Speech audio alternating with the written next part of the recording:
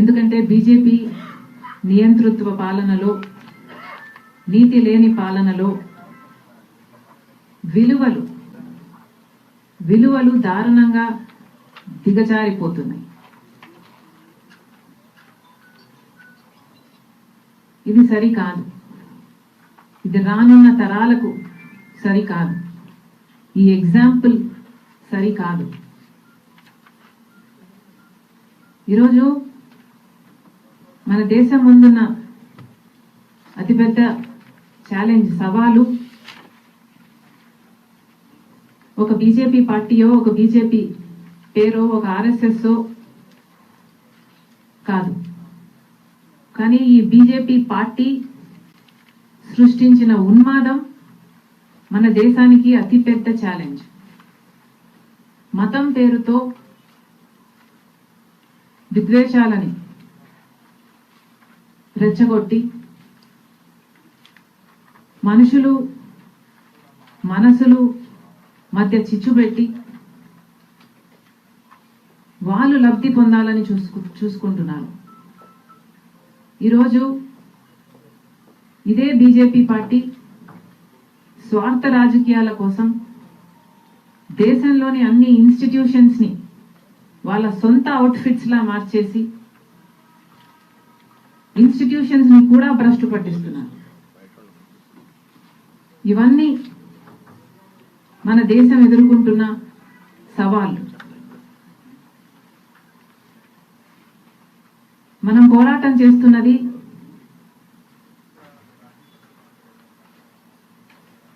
సమయంతో. ఎందుకంటే ఇప్పటికే 10 సంవత్సరాలు అయిపోయింది ఈ బీజేపీ పార్టీ అధికారంలో ఉంది.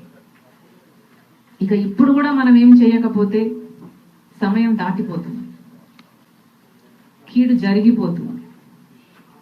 మనం పోరాటం చేస్తున్నది సమయంతో, మనం పోరాటం చేస్తున్నది రేపటి కోసం.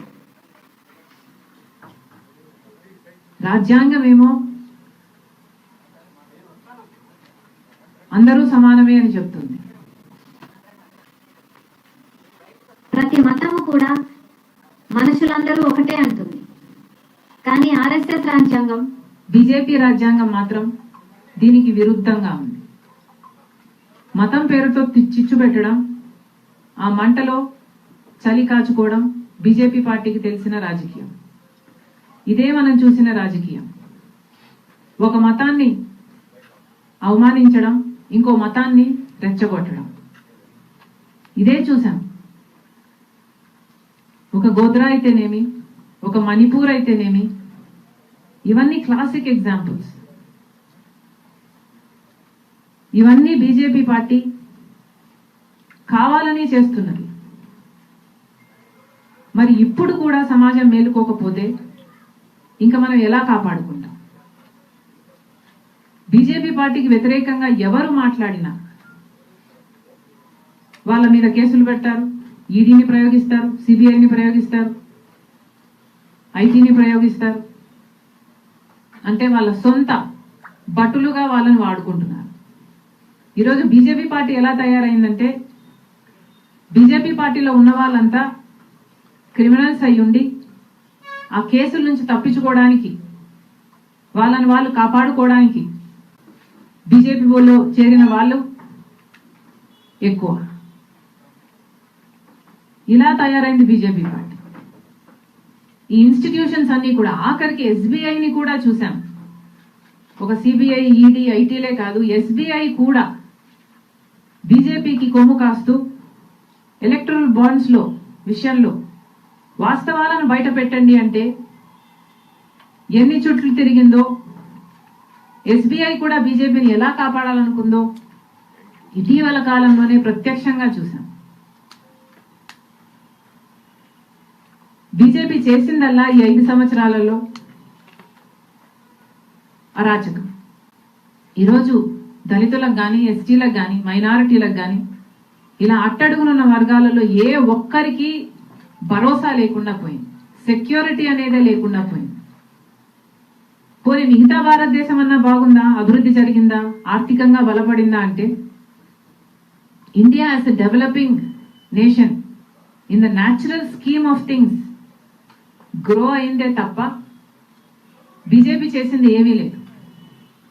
ఇంకా బీజేపీ ఏదైనా చేసింది అంటే అదానీలకు అంబానీలకు భారతదేశ సంపదను దోచిపెట్టడం. ఇదే రాష్ట్రంలో మన రాష్ట్రంలోనే చూస్తున్నాం. గంగవరం పోర్టు, రాజశేఖర రెడ్డి గారు గంగవరం పోర్టు ప్రభుత్వ వాటా ఎంతైతే ఉందో ఆ ప్రభుత్వ వాటాని కాపాడమే కాదు, మళ్ళీ గంగవరం పోర్టు ప్రభుత్వానికే చెందాలి అని 30 ఏళ్ల అగ్రిమెంట్ చేస్తే ఆ 30 ఏళ్లలో 15 సంవత్సరాలు అయ్యేపోతే ఇంకో 15 సంవత్సరాలలో మళ్ళీ గంగవరం పోర్టు ప్రభుత్వం చేతికే వచ్చే అవకాశం ఉంటే ఇక్కడున్న జగనన్న గారు, ముఖ్యమంత్రి గారు జగన్మోహన్ రెడ్డి గారు చీప్గా చాలా తక్కువ ధరకి కేవలం 6,500 కోట్లకు వాల్యుయేషన్ వేశారు. అతి తక్కువ ధరకి బీజేపీ మెప్పు కోసం అదానికి ఇచ్చేశారు. ఇలా ఒక గంగవరం పోర్టే కాదు, ఇలా ఏది చూసుకున్నా రాష్ట్రంలో జరుగుతున్నది ఇదే. ఇటీవల కాలంలో విశాఖ స్టీల్స్ అటువైపు వెళ్ళడం జరిగింది. అదైతే దారుణమైన పరిస్థితి. రాష్ట్రానికే తలమానికమైన విశాఖ స్టీల్స్ ను కూడా ఈరోజు ప్రైవేటైజ్ చేయడానికి వెనుకాడడం లేదు కేంద్ర రాష్ట్ర ప్రభుత్వాలు. అంటే ఇది ఎంత సిగ్గుచేటు, ఎంత సిగ్గుచేటు. ఇక్కడి కొనుక్కోబోయే వాళ్ళు ఎవరో పెద్ద రహస్యం ఏమీ కాదు, ఇది బహిరంగ సీక్రెట్. ఏ అదానియో ఏ అంబానీయో వీళ్ళకే అమ్ముతారు. బీజేపీ అడిగింది ఆలస్యం కాదు, వాళ్ళకి ఏ పదవులు కావాలంటే ఆ పదవులు ఇస్తున్నారు. జగన్మోహన్ రెడ్డి గారు రాజ్యసభ అంటే రాజ్యసభ, టీటీడీ అంటే టీటీడీ, ఏది అడిగితే అది. ఎందుకు అని అడుగుతున్నాం. అసలు మన రాష్ట్రానికి ఏం చేశారు అని వంగి వంగి సలాములు చేస్తున్నారో పాలకపక్షమైన ప్రతిపక్షమైన జనాలకు సమాధానం చెప్పాల్సిన అవసరం లేదా?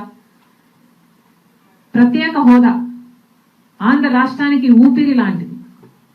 ప్రత్యేక హోదా లేకపోతే 10 సంవత్సరాలుగా మనం ఒక్క అడుగు కూడా ముందుకు వేయలేకపోయాం.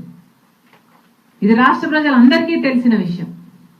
కానీ ప్రత్యేక హోదా ఇంతవరకు రాలేదు, అంత ముఖ్యమైన అంశం అయినప్పటికీ కూడా. ఆ రోజు కాంగ్రెస్ పార్టీ 5 సంవత్సరాలు ప్రత్యేక హోదా అంటే ఆ రోజు చంద్రబాబు గారు చెప్పిన మాట, మాకు 5 సంవత్సరాలు సరిపోదు 15 సంవత్సరాలు అన్నారు. అదే వేదిక మీద ఉన్న మోడీ గారు 10 సంవత్సరాలు ఇస్తాము అని మాట ఇచ్చారు ఆంధ్ర రాష్ట్ర ప్రజలకు తిరుపతి సాక్షిగా. 10 సంవత్సరాలు అయ్యే పోయింది, ఇంతవరకు ప్రత్యేక హోదా అయితే రాలేదు. ప్రత్యేక హోదా వస్తే ఎన్నో పరిశ్రమలు వస్తాయి, ఉద్యోగాలు వస్తాయి, అభివృద్ధి జరుగుతుంది. ఇవన్నీ తెలిసినప్పటికీ కూడా మొదట 5 సంవత్సరాలు ఉన్న ముఖ్యమంత్రిగా ఉన్న చంద్రబాబు గారు అయితేనేమి, ఇప్పుడు 5 సంవత్సరాలుగా ముఖ్యమంత్రిగా ఉన్న జగనన్న గారు అయితేనేమి, ఇద్దరు ప్రత్యేక హోదా